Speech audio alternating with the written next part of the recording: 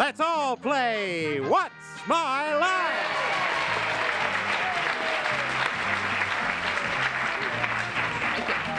Thank you. Hello, everybody. Hello, Arlene. Hello there. Hello. Now, there. you mustn't be nervous. It's an easy game, Arlene, and you'll get the knack of it in no time. I'm gonna try. How are you all today, all bodies? We're all grand. That's good. Today you're going to meet some people who will challenge you with interesting occupations, and later you will meet a mystery celebrity guest. I hope so. Yes. Okay. Right now, would our first challenger enter and sign in, please?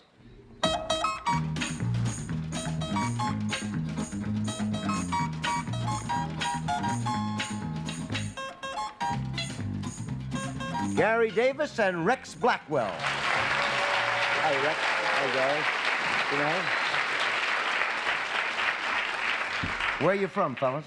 Phoenix, Arizona. Phoenix, Arizona. Okay, panel, Gary and Rex work together in the field of entertainment. Now let's show the audience what their line is.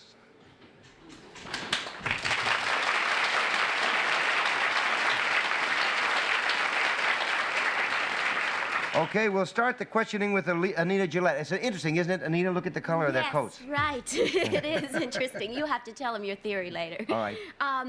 May I address my question to Gary? Which If one you'd is like. Gary? That's Gary. That's Gary. Gary, does this form of entertainment involve music in some way? No, ma'am, it doesn't. Does not involve music. 1 down and 9 to go. Gene. You got a name for what you do? Yes, we do. You're not the aristocrats, are you? No, they're the lapels, actually. I see. What do you say, Gene? Is there physical contact between you when you do your thing? No, there's not. No physical contact between them. 2 down and 8 to go. Arlene. Is there any talking done in your particular form of entertainment? No, there's not. No talking done. 3 down and 7 to go. Soupy. That is what is known as a dumb act. That's in a business that when there's no talking, that's considered a dumb act. Is that yours considered a dumb act? It has been labeled as a dumb act. Yeah, but it is not. Oh, well, we all have trouble with those critics. But not in the sense that you're asking it. So that's 4 down and 6 to go, and we go to Anita. It's not a dumb act in the sense that you mean it. Oh, I see. When you do your act, do you do it indoors? Sometimes. Sometimes. Do you really? It could be done out of doors. Yes, it could be. Is it, in fact, when you perform your act, do you use some sort of equipment? Yes, we do. Yes, they do. Is this equipment, could you say it was rather large equipment? As opposed to what? Being Well, small. I mean, is it like something like a trampoline or bars or things like that as opposed to milk bottles you juggle? No, it's not like either one of those, actually. So, Gene, that's 5 really? down and 5 to go. This is very interesting, if I may review. There's no music, they don't sing, they don't talk, and... They're out of business. Yeah. the things that Anita Gillette referred to, do they have moving parts? Yes, they do. Is it any kind of a vehicle, loosely? Yes, it is. Yes, it is. It is some kind of a vehicle. Yes, it is. And do both of you get into this vehicle? No, they do not both get into the vehicle. That's 6 down and 4 to go. Arlene. Excuse me. Now, you said it could be done indoors, so I can rule out things that fly in the air? Not entirely. Oh, I That's 7 can. down and 3 to go. Soupy. Is it something that flies in the air? It can. Now, those costumes, not costumes, they're clothes, are they worn in the act? No. No. No, 8 down and 2 to go. Anita? Now, is this something that it doesn't necessarily fly in the air all the time? That's correct. Does it sort of lift off the ground and go back down again? Yes, it does. Does it have wheels then? Right. Yes, it does. Does it have 4 wheels? No, it does not. doesn't 9 down and 1 to go, It's Gene. a flying bicycle! Motorcycle. No, It is a motorcycle. It's a motorcycle. They are motorcycle stunt drivers. Who got it? My turn. Gary Davis and Rex Blackwell have a motorcycle stunt act called the Flying Cycles, and they set a new world record this year by clearing 21 cars in a double motorcycle jump. Wow. Is that more than Evel Knievel can do? Yes, ma'am. He did 19 cars. 19. Terrific.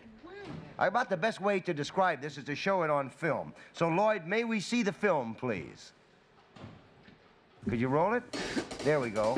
Now, here they go. Look at that. Is this done in slow motion, or is... This is slow motion. This is slow motion. Wow, look at that. What an effect. How high in the air do you go? We're sometimes 15 or 20 feet into the air. What is the longest record jump now? I guess it's yours, isn't it? Yes, sir. 138 feet over 21 cars. How fast are you going? 88 miles per hour for a record jump. The last clip on this deal is a 21 cars, and you have to look real carefully because it's far away. This Now, is there it. they are. Now, watch. They're going to look like two little flies going across. Watch them. Here they come. See them? Yeah. 21 cars.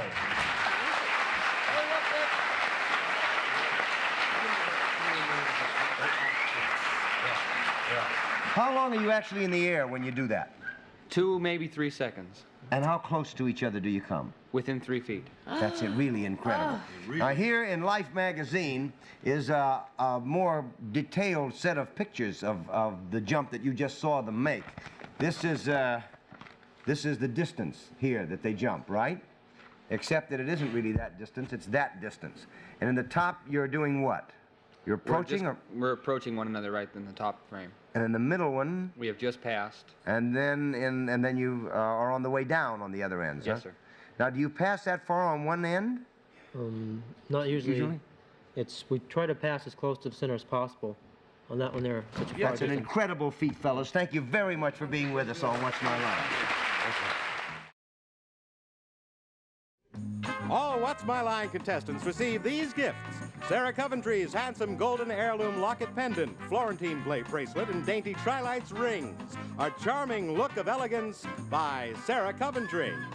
And Buxton Accessories, ladies' trunk and leather fashions for her, buttercap leather accessories and fashionable new belts for him, all from Buxton. And for the fastest drying, most natural styling, choose the Clairol Airbrush Styling Dryer. Dual votes for use here and abroad. That's it, Larry. Okay, thank you very much. We're back, and would our next challenger enter and sign in, please?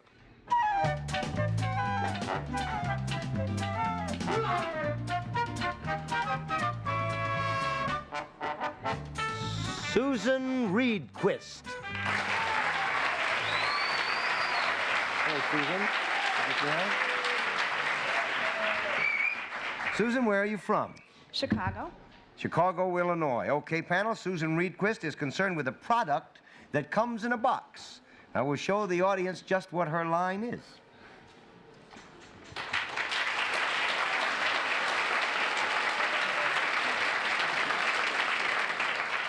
And we'll start the questioning with a guy who came out of a box, Soupy Sales. I don't get that at all. Anyway, Susan, is this a product that I would be interested in? I would say yes, you would. Is it an edible product? Yes. It is edible. Is it when edible? Is it a solid rather than a liquid? Yes. Is it bigger than a bread box? No. It is not bigger than a bread box. 1 down and 9 to go. Would this edible product be considered in the dessert family? Sometimes. Broadly speaking, you probably would consider it a dessert. I see. Family. Is it, you say it's a solid. Is it some form of chocolate? No. Not a form of chocolate. 2 down and 8 to go. Gene. If it's not chocolate, I don't want any, because I love chocolate. So you're by? No. Is that a pass? Is this product, opposed to the meat family, is it something in what we could broadly call the vegetable family? No. No, we sort of established it's in the cousin of desserts. So that's 3 down and 7 to go, Arlene. Is the relative a candy dessert? Is it candy in any form? Yes. Is it... It's a candy family. It's isn't in the it? candy family? Yeah. Is it, does it snap in your mouth if you bite into it? Like a hard candy might? More or less. I would say it would crinkle or crackle, yeah, if you want to go for that That's as a what snap. it is, a crinkle and crackle candy. Yeah. Is it anything in the lollipop family? It is not your lollipop field. So that's 4 down and 6 to go, Soupy. Is it one of those kind of products that like was a animal or a insect before, and now they've been dumped into? Well, you have chocolate-covered bee's knees and. No. No, it was never alive, I don't think. 5 down and 5 to go. Quickly, Anita, we want to take a wild guess? The thing that is so, it's something unusually about what it's made of. Is that it? No, just what it It's is. just what it is. Yeah. It's not a lollipop. It's not chocolate. I'm going to throw them all over. Arlene has one. Taffy? It's not taffy. Molasses? No. It's Cracker Jack. Oh,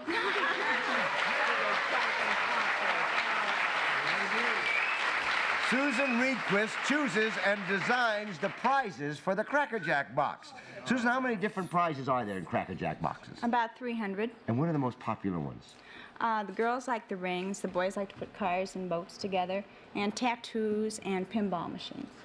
They used to have those little ring games, too. They have those in there, too?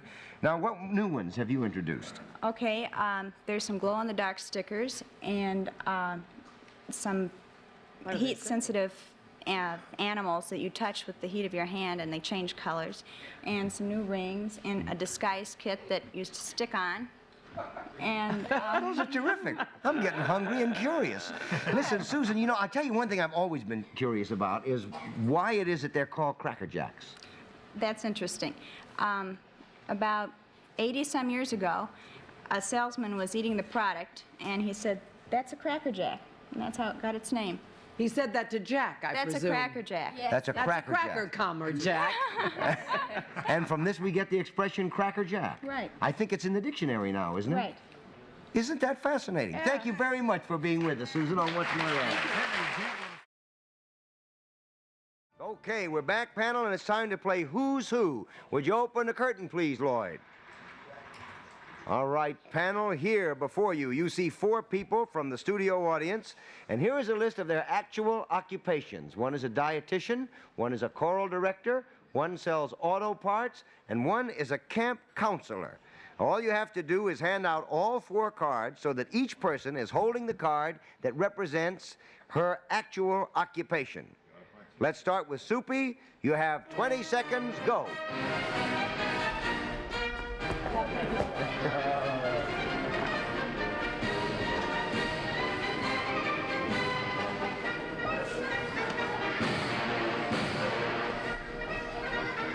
Is that it, Soup?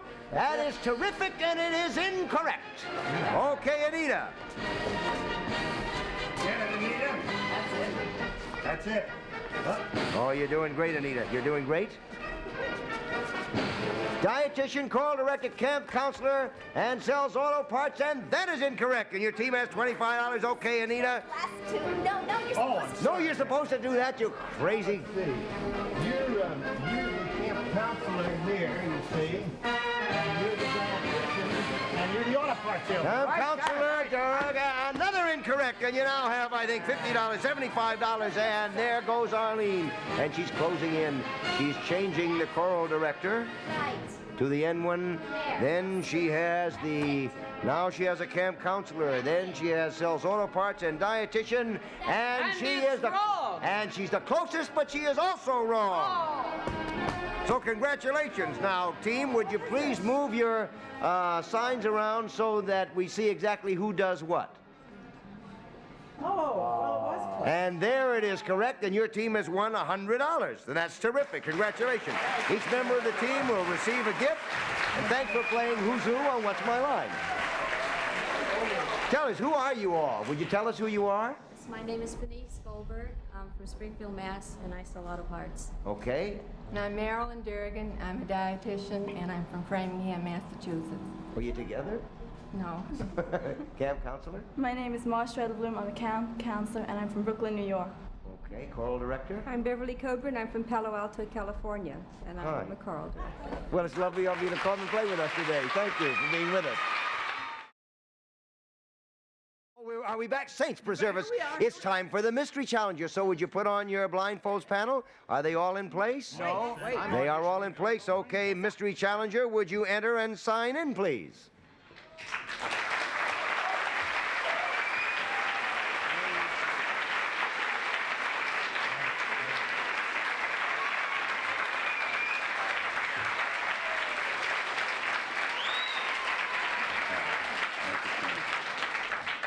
Okay, panel, one question at a time. You have 3 minutes to establish the identity of our mystery guest, and we'll start the questioning with Arlene Francis. Are you best known for some branch of the entertainment business? No. That's a no. Soupy? Is that because you're best known for the work that you do, say, in another field, like newspaper, or like writing, or that type of thing? Yes. That's a yes, Anita. Do you write novels? No. Gene? It's a no. Do you, excuse me, do you write news releases? No. Not news releases, Arlene. Are you a columnist? No. Soupy? That was a no. Are you the head of a big magazine? Yes. Oh, I know who it is. Can I say it? Is it Helen Gurley Brown? It is Helen Gurley Brown.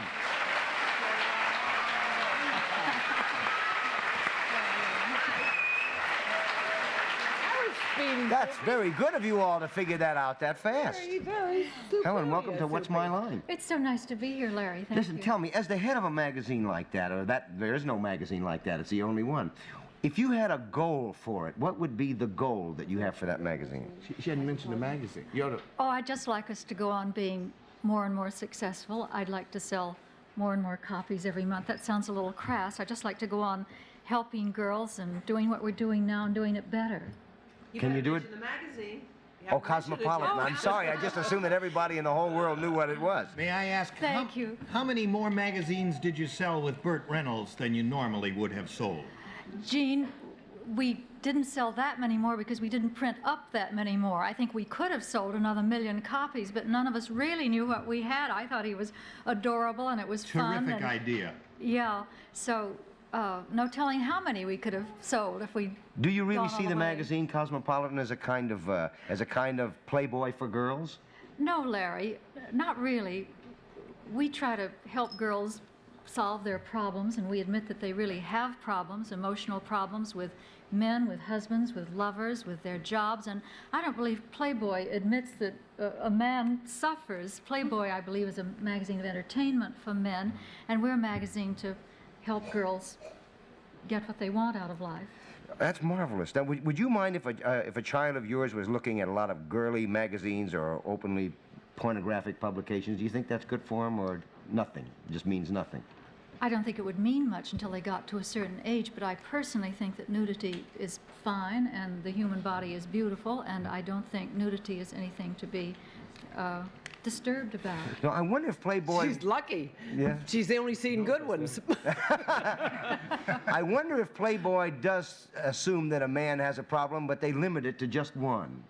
Well, they have a little program in the front of their book called the Playboy Advisor that advises men about etiquette and how to order in restaurants and take a girl home, and yet they don't admit take that a girl home. That's all it's about, is taking a girl home. I don't believe... What's the best article that you ever had since you've been in that magazine? I think it was one that predated the women's lib movement. It was called The Locker Room Boys, and it was a delineation of how a lot of men prefer to be in the locker room with other locker room boys than to be home playing, talking, visiting with their wives or their girlfriends. That was maybe the most provocative one. I adored it. Well, women adore it all over the country, and congratulations on that achievement, and thank you for being with us on What's My Line. Thank you. Well, panel, we're back. You did great today. You got 2 out of 3, which is marvelous. We're terrific. Anita, Gene, you will come back tomorrow, won't you? In spite of everything. Soupy and Arlene? We're going to stay here right through the year. All right, well, in that case, everybody else, goodbye. We'll see you tomorrow on What's My Line.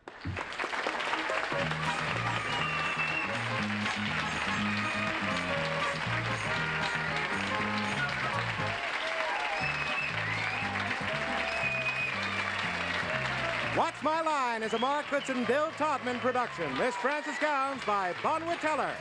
Chet Gould speaking.